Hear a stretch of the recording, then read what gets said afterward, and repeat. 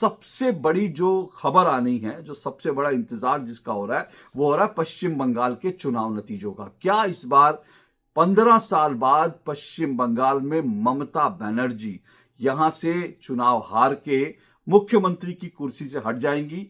क्या बीजेपी पहली बार पश्चिम बंगाल में अपनी सरकार बना पाएगी, या फिर एक बार फिर से ममता बनर्जी जो हैं वो विजयी होकर निकलेंगी? ये ऐसी चीज है जिस पर इस वक्त सबकी निगाहें लगी हुई हैं।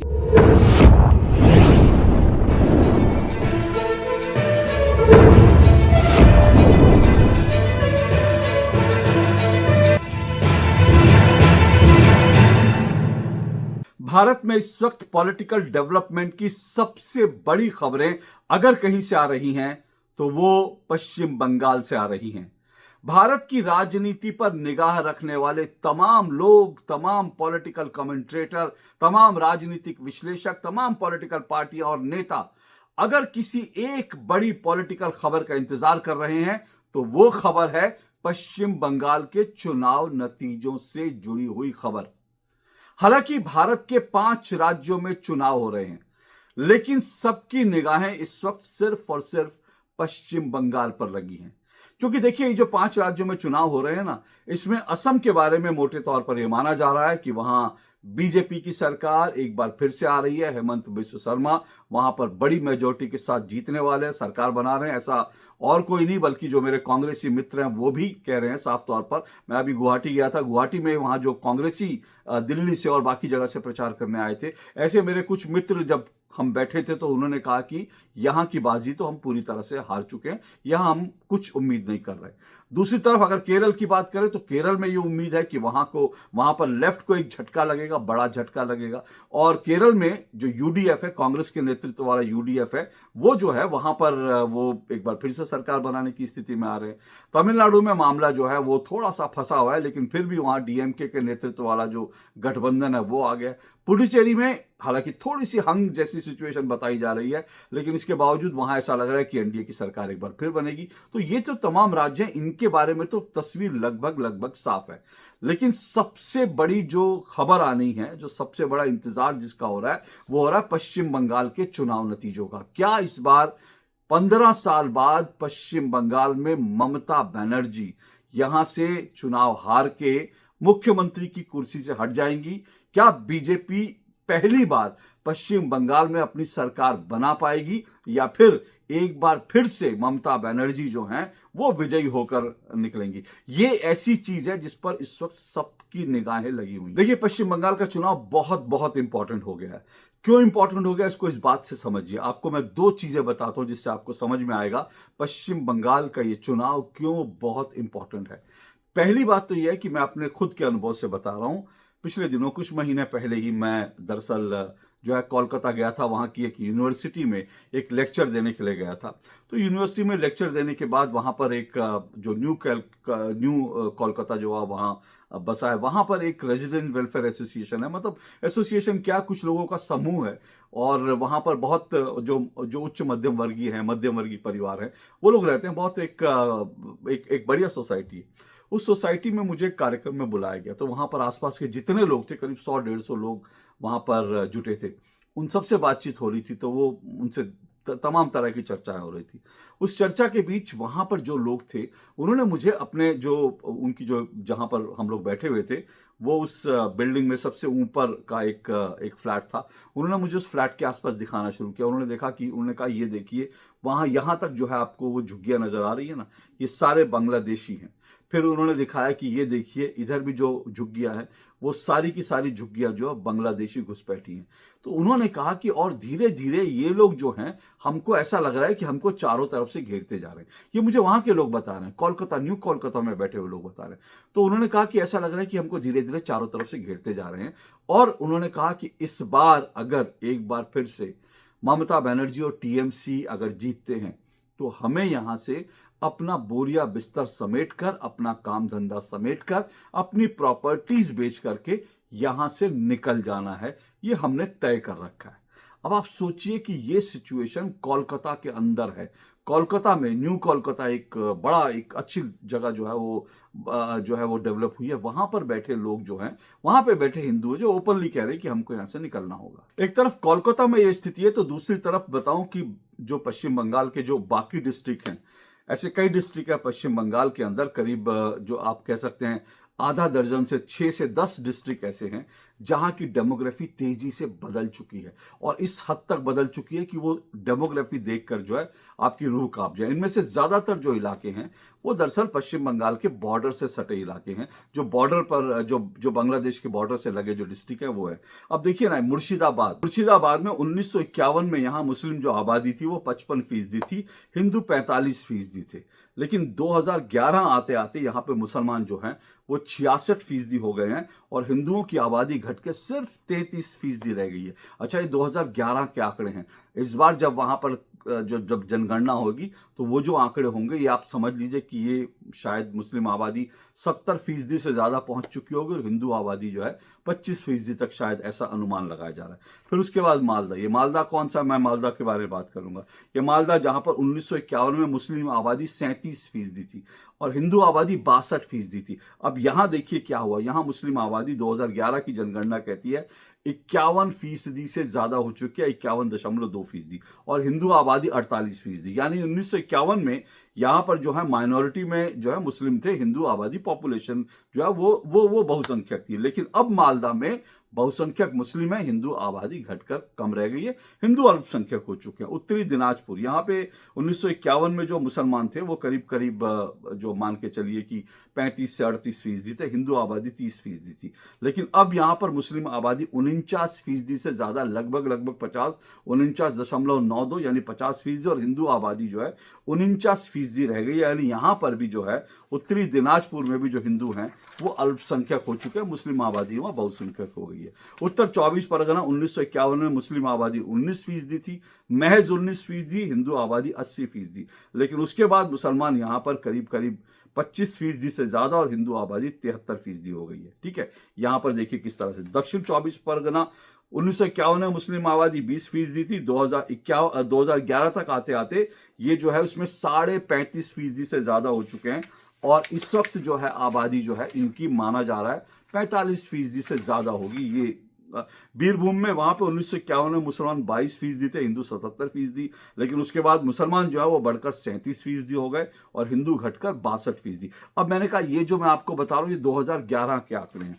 2011 के बाद यहाँ कितने घुसपैठिए आए, और ये जो आबादी है ना, ऐसा नहीं है कि मुस्लिम आबादी है यहाँ पर, भारत के मुसलमान है, ये ज्यादातर घुसपैठिए हैं, और इन घुसपैठियों को सारी सुविधाएं पश्चिम बंगाल में मिलती हैं, जैसे चाहते हैं वैसे आते हैं, जिस तरह से चाहते हैं। तो ये एक बड़ा मुद्दा चुनाव में बीजेपी बना रही है। लेकिन कितना इसका असर होगा कहना मुश्किल है। लेकिन ये जरूर है कि ये दरअसल जो है ये दो मुद्दे, जैसा मैंने बताया, एक तो मुसलमानों की बढ़ती आबादी, और जो टीएमसी बाकी पॉलिटिकल पार्टियां उनका मुस्लिम अपीजमेंट का, और दूसरी तरफ जो है हिंदुओं का इस भय में जीना, इस डर में जीना कि अगर इस बार भी ममता बनर्जी की सरकार आ गई तो हमको जो है वो छोड़ करके, और हमें पश्चिम बंगाल छोड़ करके जाना होगा। ये दो फैक्टर जो है आपको इससे तस्वीर समझ आएगी। और इसीलिए मैंने कहा ये सिर्फ हार जीत की बात नहीं है। ऐसा नहीं है कि चुनाव तो हर जगह हो रहे हैं, वहां पे हार जीत तो होगी। ये सिर्फ हार जीत का सवाल नहीं है पश्चिम बंगाल, बल्कि पश्चिम बंगाल में जीवन और मृत्यु का सवाल है कुछ लोगों के लिए। पश्चिम बंगाल में करो या मरो का सवाल है कुछ लोगों के लिए। कुछ लोग मतलब जाहिर तौर पर मैं हिंदुओं की बात कर रहा हूं। अब बड़ा सवाल यह है कि क्या इस बार पश्चिम बंगाल में परिवर्तन होगा? क्या बीजेपी जीत सकती है, या फिर अगर टीएमसी जीतती है तो वास्तव में मुझे जो वहां के स्थानीय लोगों ने कहा था कोलकाता के, हिंदुओं को अपना बोरिया बिस्तर समेटकर पश्चिम बंगाल से निकल जाना होगा। ये तो वक्त बताएगा, इसके लिए हमें इंतजार करना पड़ेगा। लेकिन जब मैं कह रहा हूं ना, जब ये सवाल आता है कि क्या बीजेपी जीत सकती है, क्योंकि ये जीवन मरण का सवाल है बहुत सारे अधिकतर हिंदुओं के लिए, तो यहां पर मैं एक बात कहता हूं, मुझे जो मेरा जो अब तक का जो मेरा अनुभव है, जो मैंने जितना स्टडी किया उसके आधार पर मैं ये आपसे कह रहा हूं कि बीजेपी यहां पर जीत सकती है। मैं आपको एक बात बड़ा स्पष्ट कह रहा हूं कि जब तक ये चुनाव प्रचार जो है शुरू नहीं हुआ था, सब चीजें आगे नहीं बढ़ी थी, जब ये चुनाव का ऐलान हुआ था तब मुझे ऐसा लगता था कि बीजेपी जीत ही नहीं सकती, क्योंकि मैं साफ तौर पर कहता हूं और मैं मानता हूं कि ममता बनर्जी बहुत बड़ी खिलाड़ी हैं, जमीन से जुड़ी नेता है, उनको पता है कैसे क्या करना है और उनका एडमिनिस्ट्रेशन पर, बाकी चीजों पर उनका बहुत जबरदस्त कंट्रोल है। उनको अपने कार्यकर्ताओं को कैसे जो है कहाँ हिंसा फैलानी है, क्या करना है, ये सब चीजें जो है टीएमसी कैसे क्या करना है, सब मैनेजमेंट अच्छी तरह से जानती है। तो इसलिए मुझे लगता था कि वहां पर एक बार फिर से जो है टीएमसी जीतेगी। लेकिन जैसे जैसे दिन बीत रहे हैं, जैसे जैसे चीजें आगे बढ़ रही हैं, उसके बाद ऐसा लग रहा है कि अब ये फाइट जो है इंटरेस्टिंग हो गई है। अब यहां पर हार जीत में कुछ भी हो सकता है।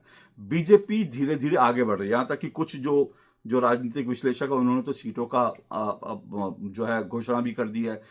कुछ ऐसे राजनीतिक विश्लेषक हैं जिन्होंने साफ तौर पर कह दिया कि बीजेपी की वहां पर सरकार बना रही है, बीजेपी वहां पर 150 से ज्यादा सीटें ले रही है, 160 सीटें ले रही है। ऐसा कुछ लोगों ने अपनी अपनी जो है अपनी प्रिडिक्शन की है। मैं इस तरह की प्रिडिक्शन में नहीं जाता, और वैसे भी दिल्ली में बैठकर, मैं अभी बंगाल जाने वाला हूं तो वहां जाऊंगा तो कुछ और चीजें मालूम पड़ेगी, लेकिन दिल्ली में बैठ के कोई प्रिडिक्शन करना, लेकिन दिल्ली से जो स्थिति दिख रही है, जो खबरें आ रही हैं, उनकी स्टडी के आधार पर मैं बता रहा हूँ। देखिए, और जो मेरी वहां के लोकल लोगों से बात हुई, कुछ पत्रकारों से बात हुई, उस पर बता रहा हूं।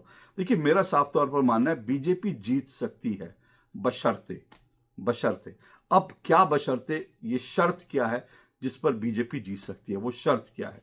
वो शर्त ये है कि दरअसल जो टीएमसी का विरोधी वोट है, जो ममता बनर्जी को हारते हुए देखने चाहता है, वो जो वोट है, उस वोट के अंदर अगर बीजेपी कॉन्फिडेंस जगा लेती है, अगर बीजेपी अपने वोटर में और टीएमसी को जो हराना चाहते हैं, ममता को जो हराना चाहते हैं, अगर उस वोटर के अंदर बीजेपी भरोसा कायम करने में, भरोसा जगाने में कामयाब रही, तो बीजेपी जीत सकती है। अगर यह भरोसा नहीं बन पाया चुनाव तक, तो बीजेपी को लिए जीतना नामुमकिन हो जाएगा। यह भरोसा देना इसलिए जरूरी है क्योंकि देखिए, बंगाल में जो लोग हैं ना वोटर, अब बहुत सारे लोग जो है वहां पर जो जो जैसी चीजें होती हैं, जिस तरह की वहां हिंसा होती है, जिस तरह की चुनावी हिंसा होती है, मैं अपने साथ कुछ आंकड़े लेकर बैठा हूं। अगर आप जो है उन आंकड़ों पर भी नजर डालना चाहे तो देखेंगे, सबसे ज्यादा राजनीतिक जो हिंसा, हत्याएं होती है ना चुनाव में, वो सिर्फ और सिर्फ पश्चिम बंगाल में होती है। देश के अन्य हिस्सों में राजनीतिक हिंसा नहीं होती, लेकिन पश्चिम बंगाल एक ऐसा राज्य है जहां हर बार चुनावी हिंसा होती है और हर बार लोगों की मौत होती है। आप सोचिए, लोकसभा चुनाव में, विधानसभा चुनाव में, यहां तक कि पंचायत चुनाव में भी वहां पर जो है दर्जन भर, 2 दर्जन, 3 दर्जन लोगों की जो है मौत हो जाती है, हत्याएं हो जाती है। और ये चुनाव के दौरान भी होता है, चुनाव के बाद भी होता है, क्योंकि ये आरोप जो लगते हैं और इन आरोपों की कई बार पड़ताल भी हो चुकी है। ये साफ तौर पर कहा जाता है कि जो लोग टीएमसी को हराने के लिए वोट करते हैं, उनको जाकर के जो है बाद में टीएमसी के गुंडे जाते हैं, टीएमसी के जो लोग जाते हैं और उनको वहां पर प्रताड़ित करा जाता है। पिछले विधानसभा चुनाव में आपको मालूम है कई महिलाओं का बलात्कार हुआ था और उनके खिलाफ उन बलात्कार के मामलों की रिपोर्ट तक नहीं लिखी थी वहां पे पुलिस ने, क्योंकि ममता बनर्जी और टीएमसी एक बार फिर जीत गई थी। महिलाओं को अपनी रिपोर्ट लिखाने के लिए जो है वो हाई कोर्ट का दरवाजा खटखटाना पड़ा, तब जाकर जो है रिपोर्ट लिखी गई। इस तरह की चीजें होती है। तो महिलाओं का बलात्कार करते हैं, बम मार देते हैं, घर उड़ा देते हैं, ये सब चीजें होती है। तो ये सब चीजें होती हैं तो उसके कारण जो है लोग वहां पर डरते हैं कि भाई एक बार फिर ममता आएगी। और अभी भी इस चुनाव में भी देखिए ऐसे कई वीडियोज आए हैं जिसमें टीएमसी के गुंडे लोगों के घर जा रहे हैं, घर जाकर कह रहे हैं कि अगर तुम जो है वोट देने निकले और तुमने बीजेपी को वोट दिया, तुमने अगर टीएमसी को वोट नहीं दिया तो तुमको जो है हम देख लेंगे। एक तो व्यक्ति कह रहा है कि चुनाव आचार के बाद जो है जितने हमारे विरोधी हैं, जितने हमको वोट नहीं देगा, उनके ऊपर स्टीम रोलर चला दूंगा, उनके घरों पर, इस घरों पर उनके ऊपर स्टीम रोलर, इस तरह की खुलेआम धमकियां जो है वहां पर दी जा रही है। इसके सब प्रमाण है, मैं किसी ऐसी हवाई बात नहीं कर रहा, ऐसे सारे वीडियोज हैं। तो लोगों में डर कायम करने में टीएमसी और ममता बनर्जी जो है कामयाब रहे इतने सालों में। उस डर के कारण ममता का विरोधी जो है निकलता नहीं, बाकी जो न्यूट्रल वोट है वो कहता भैया हमें तो अपनी जिंदगी शांति से बितानी है, तो भैया हमें किसी लफड़े में नहीं पड़ना। आया टीएमसी का कोई आया व्यक्ति, उसने धमकी दी, जाकर टीएमसी को वोट डाला कि भैया हमको माफ करो, हम तो इस तरह के वोटर है। लेकिन अब न्यूट्रल वोट और जो ममता का हराने वाला नेगेटिव वोट है, उसमें अगर भरोसा बीजेपी ने जता लिया तो फिर बीजेपी जो है वो ये जीत सकती है, सबसे बड़ी शर्त है। देखिए, एक बात है कि पश्चिम बंगाल की जो राजनीति है, आप में से आप जो जेनजी है वो तो नहीं जानती होगी, लेकिन जब हमने पत्रकारिता की शुरुआत की थी तो पश्चिम बंगाल के चुनाव के संदर्भ में एक शब्द का इस्तेमाल होता है, एक टर्मिनोलॉजी का इस्तेमाल होता है, वो है साइंटिफिक रिगिंग। बंगाल के बारे में कहा जाता है वहां पर जो है चुनाव साइंटिफिक रिगिंग से जीते जाते हैं। और ये साइंटिफिक रिगिंग दरअसल लेफ्ट जो पार्टी है, वामपंथी पार्टी है, उन्होंने शुरू की थी। अब ये साइंटिफिक रिगिंग कैसे होती है इस बात को समझिए।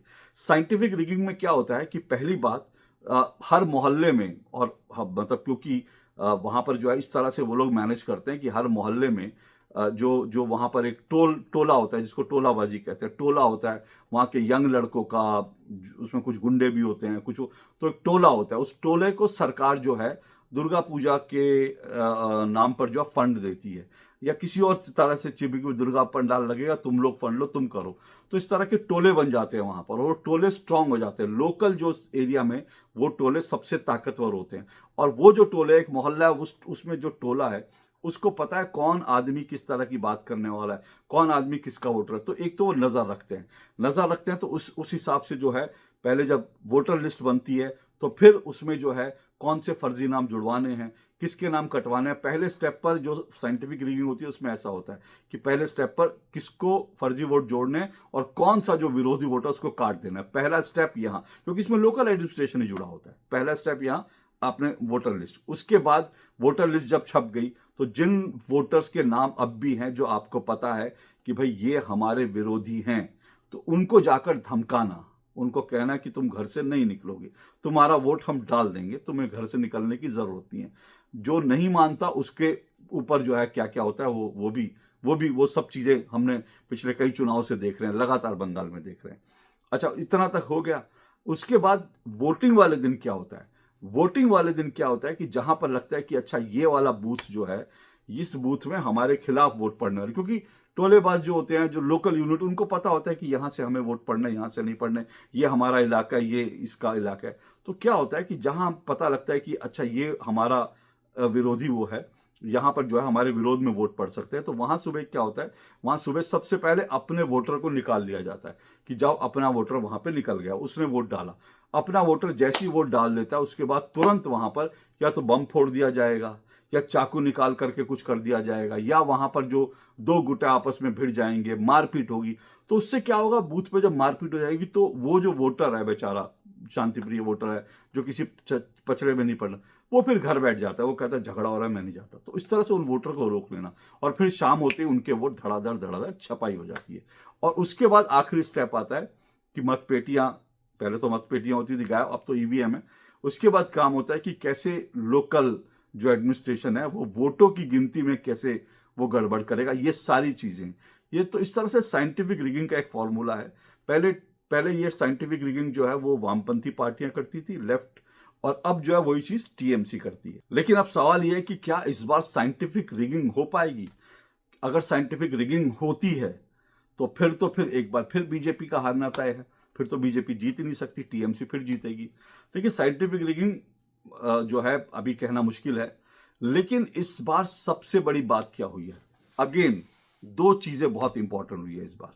पहले प्रक्रिया जो है एसआईआर, जो वहां वोटर पुनरीक्षण का काम हुआ, उसके ऊपर चुनाव आयोग जो है सख्ती से बैठा था, और वहां पर टीएमसी और जो लोकल टीएमसी के लोकल एडमिनिस्ट्रेशन में जो टीएमसी के लोग बैठे थे, बीडीओ, उसके बाकी जो जो टीएमसी सपोर्टर बैठे थे, ऐसे लोगों को धड़ाधड़ हटा दिया गया। तो ये सबसे बड़ा काम किया गया एसआईआर के माध्यम से, कि एसआईआर जो है उसमें वोटर्स की छटाई होनी, कि भाई देखेंगे जेन्युइन वोट कौन सा है और फर्जी वोट कौन सा है। अब इसका एसआईआर के बाद, अब आपको मालूम है इस एसआईआर के होने से ममता बनर्जी कितनी घबराई हुई थी कि वो खुद जो है सुप्रीम कोर्ट पहुंच गई, वहां पर खुद दलीलें दे रही हैं। सुप्रीम कोर्ट ने भी सुना, लेकिन ममता बनर्जी और उनके वकीलों की उसमें कोई दम नहीं था। सुप्रीम कोर्ट ने चुनाव आयोग को पूरा जो है वो दिया कि भाई आप करो जैसे करना है। तो इस पूरी प्रक्रिया में 91 लाख वोट कटे हैं, 91 लाख। ये आंकड़ा समझते हैं 91 लाख कितनी बड़ी संख्या होती है? 91 लाख, करीब करीब 1 करोड़ वोट जो है साफ हो गए। अब सोचिए आप कि 1 करोड़ वोट, जब पिछली बार टीएमसी और बीजेपी की जो हार जीत थी उसमें करीब करीब 4.5% का अंतर था। 4.5%, मतलब टीएमसी को 45% वोट मिले थे और बीजेपी को 40.5%। तो 4.5% का वोट था, अंतर था। और वोटों में देखेंगे तो करीब 55 से 60 लाख वोटों का, तो 55 से 60 लाख का ही फर्क था सिर्फ। अब 55 से 60 लाख का फर्क था और ऐसे में 91 लाख वोट साफ हो गए। लेकिन अब इसमें कुछ कैच जरूर है, क्योंकि बहुत सारे लोग कह रहे हैं कि क्या ये घुसपैठियों के वोट कटे हैं। सारे घुसपैठिए नहीं है, क्योंकि इसमें अब बहुत से लोग आरोप लगा रहे हैं कि इसमें मुस्लिम वोट काटे जा रहे हैं। लेकिन अब ये बात कोई नहीं कह रहा है, क्योंकि अब जो डेटा सामने आ रहा है, तो जो 91 लाख वोट कटे इसमें 63% हिंदू और 34% मुस्लिम है। तो अब आप कहेंगे इतने सारे हिंदुओं के वोट कट गए तो फिर बीजेपी कैसे जीतेगी, हिंदुओं के इतनी बड़ी तादाद में वोट कटे हैं। लेकिन इसमें भी एक कैच है। कैच ये है कि इसमें जो जो वोटिंग हुई थी उसमें करीब करीब 58 लाख वोट ऐसे थे, पहले जो सबसे पहले 58 लाख वोटर वो थे जिनकी या तो मृत्यु हो गई या जो कहीं चले गए, पलायन कर गए, कहीं से नौकरी के लिए चले गए, घर छोड़ के कहीं और चले गए।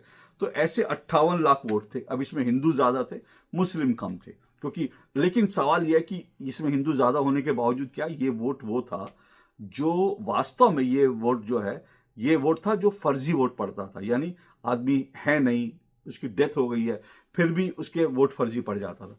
अब फर्जी वोट किसके लिए पड़ता था ये आप अंदाजा लगा सकते हैं। तो इसमें हिंदू मुस्लिम का सवाल नहीं है, इसमें यह कि ऐसे जो जिनके नाम से फर्जी वोट पड़ रहे थे ऐसे सफाया हुआ। उसके बाद 5.5 लाख वोटर ऐसे हैं जो आए ही नहीं अपना रिपोर्ट करने, जिनके बारे में जानकारी ली जा रही थी।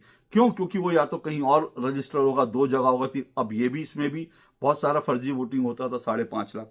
और उसके बाद 27 लाख ऐसे वोट हैं जो जुडिशियल इन्वेस्टिगेशन में आए और जिनके कागज पत्तर पूरे नहीं थे और उनको जो साइड कर दिया गया।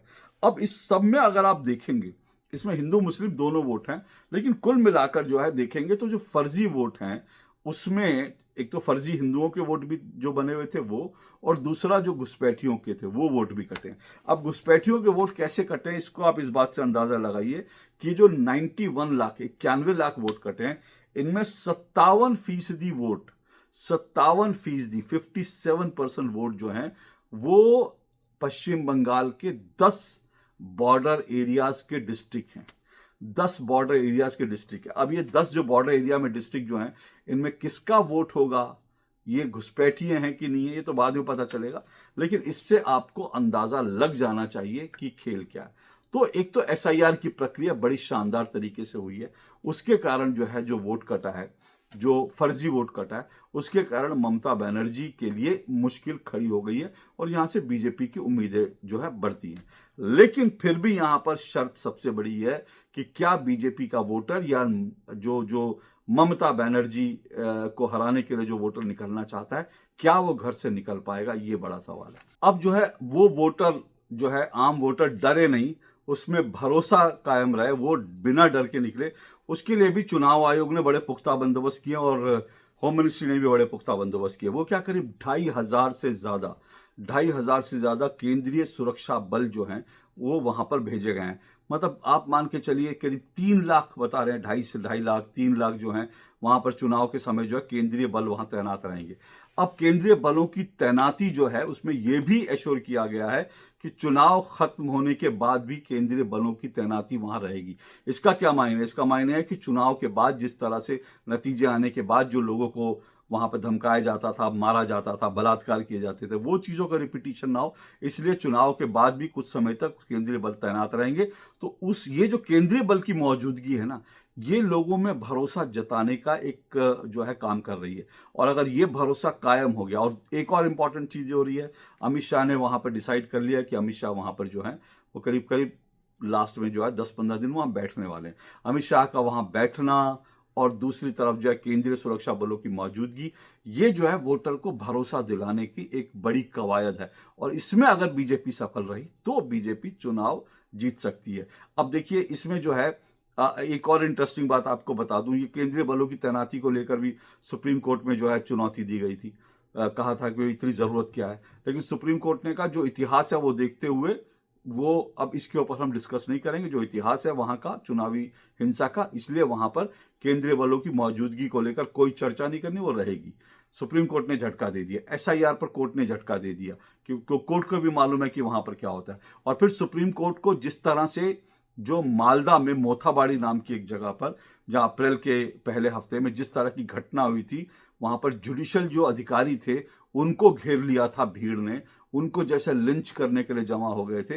रात को 2 बजे सुप्रीम कोर्ट ने जो है, सुप्रीम कोर्ट के जो मुख्य न्यायाधीश है उनको फोन करना पड़ा, तब जाकर उन लोगों की जान बची। वो सारी जो चीजें हुई ना, सुप्रीम कोर्ट भी जो है उससे जो है बहुत हिल भी गया और अब गुस्से में भी है। गुस्से में क्या करना चाहिए, सुप्रीम कोर्ट को समझ आ गया कि यहाँ पर जो है भय का माहौल बनाने की कोशिश की जा रही है, और वही मॉडस ऑपरेंडी टीएमसी की सबसे बड़ी जीत का पूरा ये होता है कि एक मॉडस ऑपरेंडी बना दो, लोगों को डरा दो, लोग निकलेंगे नहीं, हमारे वोटर निकलेंगे, फर्जी वोट कराएंगे, जीत जाएंगे।